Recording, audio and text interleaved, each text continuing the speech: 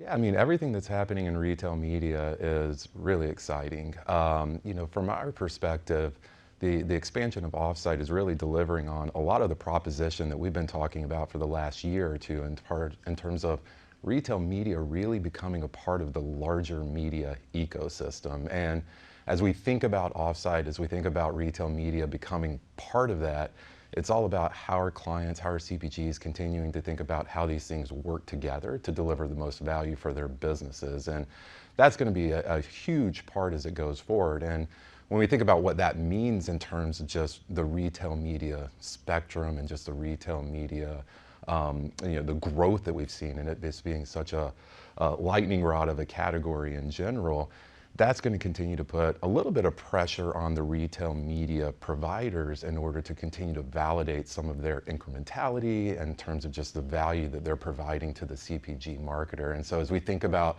how these things come together and we have the retail media ecosystem as a part of the media ecosystem, just some of that natural maturation of the category and this natural pressure to continue to validate the value that it's bringing, which we think they will, but it's going to be an interesting time to continue to put that little bit of pressure on growth and the dollars that are coming into the category. Yeah, and well, retailers, I mean, historically, we're not media owners and providers.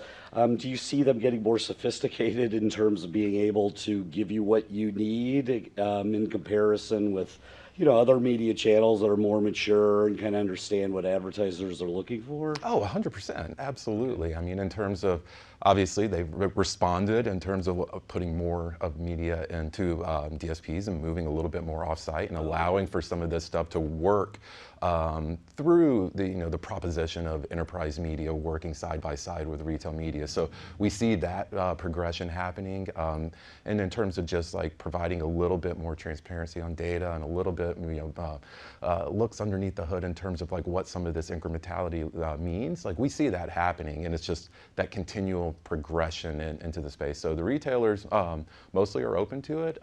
Retail media is also a spectrum. You have some that are more mature, you have some that are newer to the category. So Right. just like everything we deal with in this space, you have a little bit of that spectrum that you're navigating, but we think we'll get there. Yeah, okay, so shifting gears a little bit here, I wanted to ask you a bit about artificial intelligence. We used to hear about AI in terms of doing this like deep statistical analysis, and then more recently, generative AI and what it can do as far as actually, creating text and images. But what do you see happening? How does AI affect what you do and what your clients are doing? Our kind of take on AI is practical AI. We've been saying that for a long time, and Oh, okay. not dissimilar from too many. I think everybody talks about how AI has been a part of our business for 5, 6, 7 years, so it's not Right. new. But I think the thing that we can claim uniquely is like it truly is something that's always been practical for us, and like we Mhm. demonstrate that through some of the products that we build and the ways in which we use that on behalf of our clients.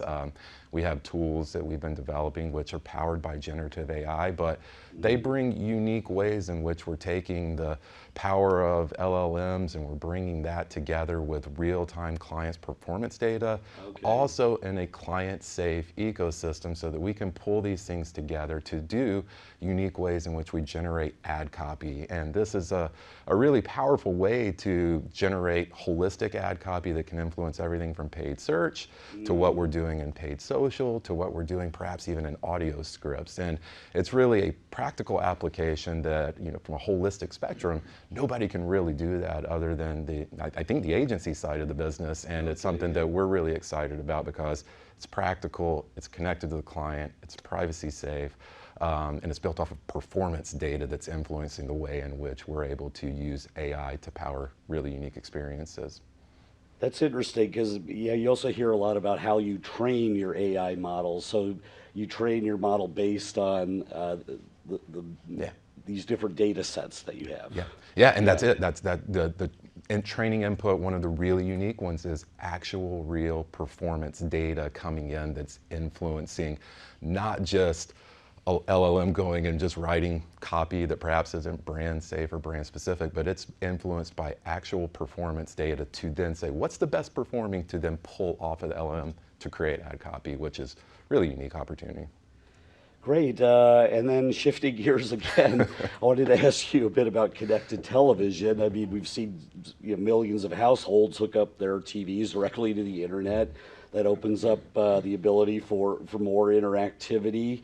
So what do you see happening? I mean, in performance media, we always think of like lower funnel stuff, but maybe I don't even know if the funnel exists quite as much. It may be more compressed, or I'm just kind of curious to hear what you think about it. Yeah, I mean, one of the biggest questions is is connected TV leading to this opportunity for TV to be more outcome oriented or to be more of a performance media? Right. And the answer is inherently yes. But the big thing that everybody needs to hear when we say that is Yeah. that does not mean it's lower funnel.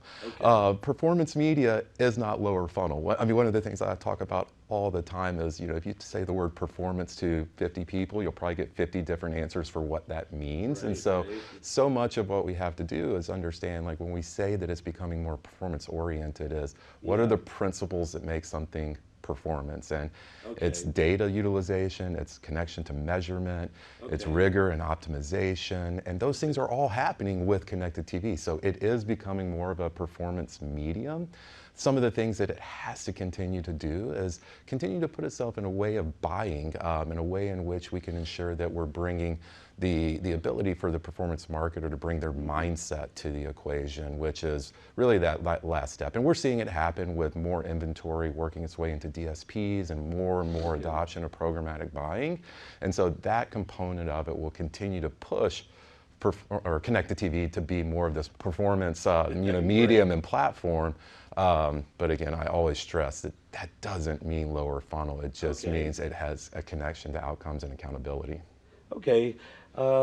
Yeah, so are there any other ways you find yourself having to educate clientele as far as what performance is, or is there anything you're looking to demystify about it? Or I mean, that is usually it. And okay, it is usually level setting that what is performance and like what okay, is an individual, or I guess from a Dentsu perspective, my own personal perspective, yeah, what is the take on performance? And okay, it's really demystifying that it's not a low funnel position. It's not a subset of historically digital channels. okay.